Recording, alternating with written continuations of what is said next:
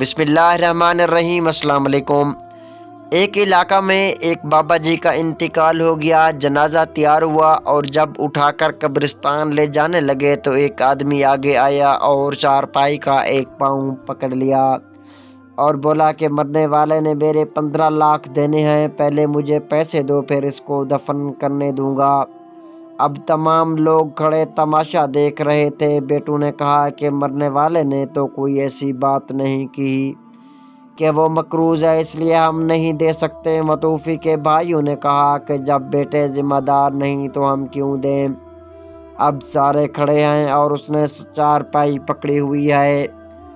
جب کافی دیر گزر گئی تو بات گھر کی عورتوں تک بھی پہنچ گئی۔ مرنے والے کی اکلوتی بیٹی نے جب بات سنی تو وہ فوراً اپنا سارا زیور اتارا اور اپنی ساری نقد رقم جمع کر کے اس آدمی کے لیے بھجوا دی اور کہا کہ اللہ کے لیے یہ رقم اور زیور بیچ کے اس کی رقم رکھو اور میرے ابو جان کا جنازہ نہ روکو۔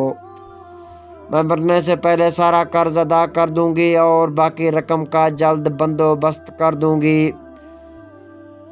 اب وہ چارپائی پکڑنے والا شخص کھڑا ہوا اور سارے مجمع کو مخاطب ہو کے بولا، اصل بات یہ ہے کہ میں نے مرنے والے سے 15 لاکھ لینا نہیں بلکہ اس کا دینا ہے، اور اس کے کسی وارث کو میں نہ جانتا تھا تو میں نے یہ کھیل کھیلا۔ اب مجھے پتہ چل چکا ہے کہ اس کے وارث ایک بیٹی ہے اور اس کا کوئی بیٹا یا بھائی نہیں ہے۔ اب بھائی منہ اٹھا کے اسے دیکھ رہے ہیں اور بیٹی بھی بیٹے والے خوش نصیب ہیں، لہٰذا بیٹی کی پیدائش پہ خوش ہونا چاہیے۔ پلیز دوستو اس ویڈیو کو زیادہ سے زیادہ شیئر کریں اور اس ویڈیو کو لائک کریں۔